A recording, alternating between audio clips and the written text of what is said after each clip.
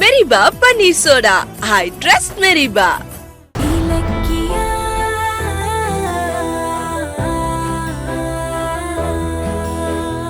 ஆனா நாங்க எல்லாருமே கொஞ்ச நேரம் பதறி போயிட்டோம்.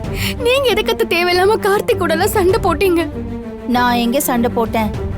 அவனா வந்தான், தேவையில்லாத வார்த்தையெல்லாம் விட்டான். எனக்கு கோபம் வராதா என்ன? என்ன தேவையில்லாத வார்த்தை? என்ன அப்பா அம்மா இல்லாதவன் சொல்லிருக்கான் தானே? ஜானு, என்ன பாக்குற? நடந்ததெல்லாம் ரேவதி அம்மா சொன்னாங்க. என்ன காயப்படுத்துறது என் தம்பி தானே? அவனை நானே பொறுத்து போய்கிட்டு இருக்கேன். நீ ஏன் டென்ஷன் ஆகிட்டு இருக்க? கார்த்திக் அந்த அஞ்சலி SSK தாட்சாயணியோட சேர்ந்துகிட்டு நம்மள வீட்டை விட்டு வெளியில துரத்திட்டான். இதை விடவா அவன் நம்மள அவமானப்படுத்த முடியும்? விடு ஜானு, நீ அவனுக்காக கோவப்பட போய் பாரு இப்ப என்ன நிலைமையில இருக்கன்னு. இங்க பாரு, ஏற்கனவே உன்னை ஒரு வீட்டுல தங்க வைக்க முடியாம கஷ்டப்படுத்துறோமேன்னு கௌதம் வேதனையில இருக்காப்ல. இதுல உங்களுக்கு அடிக்கடி உடம்பு சரியில்லாம போச்சுன்னா அப்புறம் அவன் ரொம்ப உடைஞ்சு போயிருவான். அதுக்காகவாவது நீ கார்த்திக் விஷயத்துல டென்ஷன் ஆகாம இருக்கிறது நல்லது. இது பாரு, எனக்கு அதெல்லாம் தெரியாது. என் புள்ளைய பத்தி யாராவது தப்பா பேசினாங்கன்னா நான் கோவப்படுவேன், சண்டை போடுவேன். என்னால என்ன கொஞ்சம் உட்கார வைய. பாத்து பின்னாடி வா. அப்பா, இப்பதான் எனக்கு நல்லா இருக்கு. அப்பா. அம்மா, உனக்கு யார் தாலியை கொண்டு போய் அடமானம் வைக்க சொன்னது? ஜானு, அங்க என்ன பாக்குற? பணம் இல்ல எனக்கு ஹெல்ப் பண்ணு நான் உங்ககிட்ட கேட்டனா? ஒரு நாள் கல்யாணத்துக்கு கிளம்புறப்ப இலக்கிய போட்டிருந்த நகை பத்தலன்னு நீ நிறைய நகை எடுத்துட்டு வந்து போட்டியே, ஞாபகம் இருக்கா? உன் மருமக கூட மத்தவங்க கண்ணுக்கு மதிப்பா இருக்கணும்னு நினைக்கிறேன். நீ உன் கழுத்துல இருந்த தாலியை கழட்டி அடகு வச்சிருக்கிய. இப்போ உன் மதிப்பு போனா பரவாயில்லையா? யாரு கை நீட்டி கேட்டாலும் என் புள்ள அப்படியே அள்ளி கொடுப்பான். அவன் எங்க கை நீட்ட நிலைமைக்கு வந்துருவானோன்னு பயந்துதான் நான் என் தாலி அடமானம் வச்சேன். நீங்க கவலைப்படல, ஆனா உங்களை இந்த கோலத்துல பாக்க வச்சு எங்க எல்லாரும் இப்படி கவலைப்படுத்திட்டீங்களே. அப்படியே அடமானம் வைக்க முடிவு பண்ணாலும் எதுவா இருந்தாலும் எங்க கிட்ட ஒரே ஒரு வார்த்தை சொல்லி இருக்கலாம்ல. சொன்னா உங்க உயிரே போனாலும் என்ன இந்த காரியத்தை பண்ண விட மாட்டீங்க. ஆனா அப்படி தாலிய கழட்டி இப்ப உங்க உயிர் போக இருந்ததே. நீங்க தாலி அடமானம் வைக்க போய் தானே உங்களை கார்த்திக் கோவப்படுத்தி நீங்க டென்ஷன் ஆகி இப்படி நெஞ்சு வலி வந்து இவ்வளவு பிரச்சனையும். உங்களுக்கு மட்டும் ஏதாவது ஆயிருந்தா நாங்க எல்லாருமே என்ன பண்ணுவோம் சொல்லுங்க அத்தை. சரி, அழாத இலக்கியா.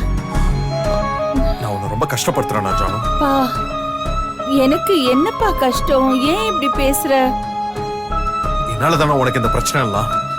நீ என் கூட வந்ததுதான். என் கஷ்டத்தை பார்த்துட்டு நீ வேதனைப்பட்டு தாலி அடமானம் வைக்கிற அளவுக்கு துணிஞ்சிட்ட. நீ பேசாம கார்த்திக் உன்னை இன்னைக்கு வீட்டுக்கு கூப்பிட்டப்போ நீ அவன் கூட போயிருக்கலாம்ல. அந்த வீட்டுக்கு போயிருந்தா நீ நல்லா இருந்திருக்கலாம்ல.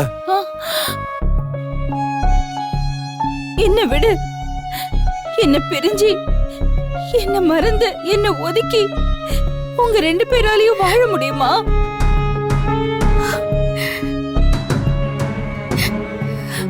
சொல்லுங்க, ஏன் பேச மாட்டேங்கிறீங்க?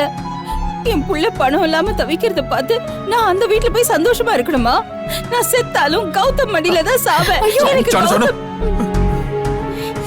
இப்படி பேசுறீங்க? நீங்க நல்லா வாழத்தான் இவங்க கண்ணீர் விடுறாங்க. சாகறதுக்கு ஒண்ணும் இல்ல. இனிமே இப்படி ஒரு வார்த்தை சொல்லக்கூடாது. நெருப்புன்னு சொன்னா சுட்டுடாது. இன்னைக்கு அடமானம் வச்ச தாலிய என் புள்ள சம்பாதிச்சு எனக்கு மீட்டு கொடுத்துருவான். இதுக்கே எல்லாரும் கவலைப்படுறீங்க. ஏன்பா, வீடு பாக்குறேன்னு போனீங்களே, என்னாச்சு? வீடு பிடிச்சிட்டோம் ஜானு. அப்படியா? எவ்வளவு வாடகை? 10,000 ரூபாய். 10,000? வீடு நல்லா இருக்கா?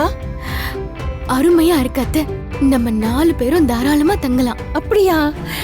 ரேவதி, அந்த பைய கொடு. இந்த இந்த இந்த பணத்தை வாங்கிக்க, அட்வான்ஸா கொடுத்துரு. இந்தாப்பா. வேணாம் ஜானு. ஏன் வேண்டான்னு சொல்ற? அட்வான்ஸ் கொடுக்காம சாவி எப்படி கொடுப்பாங்க? இந்த வாங்கிக்கோ. அதெல்லாம் வீட்டு ஓனர் வேணான்னு சொல்லி வாடகை மட்டும் கொடுங்க, நாளைக்கு வந்து சாவியை வாங்கிக்கோங்கன்னு சொன்னாங்க. நீங்க சொல்றதெல்லாம் உண்மையா? இந்த காலத்துல இப்படி ஒரு ஹவுஸ் ஓனர் இருப்பாரா? இருக்காங்களே, அதனாலதான் பெருந்தன்மையோட நமக்கு வீடு கொடுத்திருக்காங்க. அதனால இனிமே இப்படி அவசரப்பட்டு நகைய வைக்க போன மாதிரி நீ எதுவுமே செய்யக்கூடாது. ஓகே? இந்த பணத்தை கொண்டு போய் அடகு கடையில கட்டிட்டு தாலியை மீட்டுட்டு வந்துடலாம். இரு பணத்தை திருப்பி கொடுத்துட்டா நம்ம வீட்டுக்கு தேவையான பொருள் எல்லாம் வாங்க வேண்டாமா? நமக்கு வீட்டுக்கு தேவையான ஒரு பொருளும் நம்ம கிட்ட இல்லையே. எல்லாமே வாங்கணும். அதுக்கு இந்த பணம் தேவைப்படும். இந்தா. இல்ல ஜானு, வேணாம். நான் சொல்றத கேளு. இந்த பணம் தேவைப்படும். இந்தா குடி குடி சொல்றேன்ல. சார், ஜானு, அம்மாவை டிஸ்சார்ஜ் பண்ணலாம் டாக்டர் சொல்லிட்டாங்க சார். தேங்க்ஸ். இந்தாங்க, இந்த பில்லை கேஷ் கவுண்டர்ல கட்டிடுங்க. ஓகே. அப்புறம் என்ன, இன்னைக்கே புது வீட்டுக்கு போய் பொருளெல்லாம் வாங்கிட்டு பால் காய்ச்சிடலாம். இன்னைக்கே வா.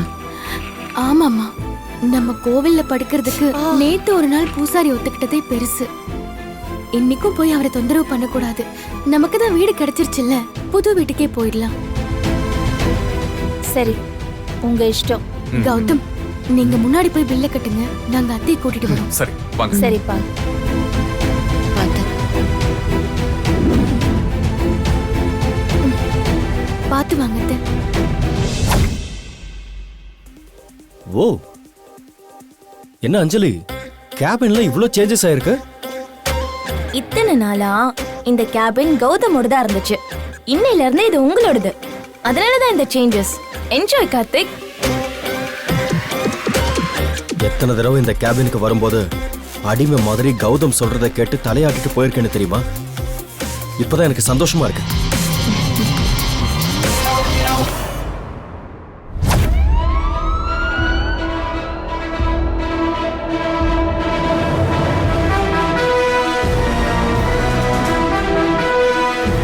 என்ன ஆண்டி பாக்குறீங்க?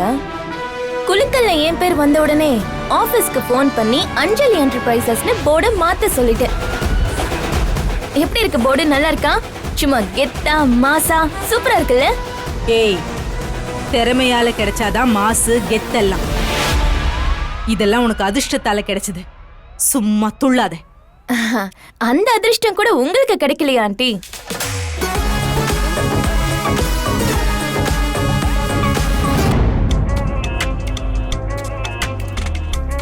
ஆமா, நான் சேர்மனா பொறுப்பா இருக்கிற கேபின்ல எதுக்கு கௌதமோட பேர் வச்சிருக்கீங்க? சுரேஷ், இது என்ன மாத்தாம இருக்கீங்க? சாரி மேடம், நேமோட ரெடி பண்ணிட்டேன் மேடம். அதை டேபிள்ல வைக்க மறந்துட்டோம். என்ன பொறுப்பு இல்லாம பேசுறீங்க? இதான் நீங்க வேலை பார்க்குற லட்சணமா? இத பாருங்க, அந்த கௌதமோட பேரு இந்த ஆபீஸ்ல எங்கேயுமே இருக்க கூடாது. Okay madam.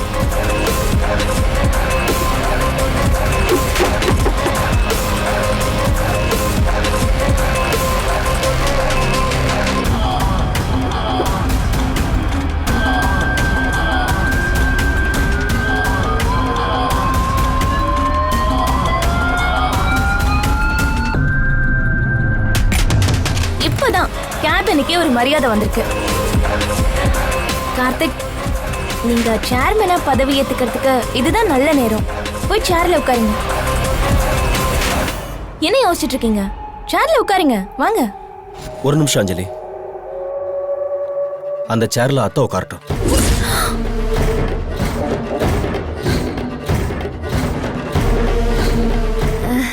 என்ன சொல்றீங்க கார்த்திக்? இவங்களா? எதுக்கு? என்ன இருந்தாலும் இந்த கம்பெனி சொத்து எல்லாத்துக்கும் ஆரம்பம் அஸ்திவாரம் போட்டது பைரவி அத்தை தான். அவங்க அந்த சேர்ல உட்காந்து இந்த கம்பெனியை வழி நடத்துறது தான் சரி. அத்தை, நீங்க போய் அந்த சேர்ல உட்காருங்க. கார்த்திக், நான் சொல்றது. நீ அமைதியா இரு. பெரியவங்களுக்கு மரியாதை கொடுக்கணும். அவங்க ஆசீர்வாதம் தான் நம்மளை வளர வைக்கும். நீங்க போங்க அத்தை.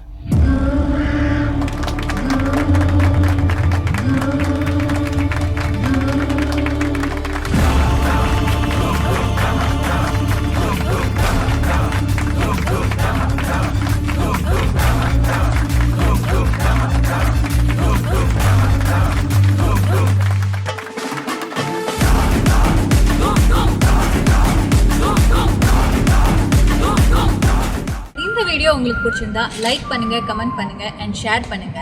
மறக்காம சரிகமா டிவி ஷோஸ் தமிழை சப்ஸ்கிரைப் பண்ணுங்க.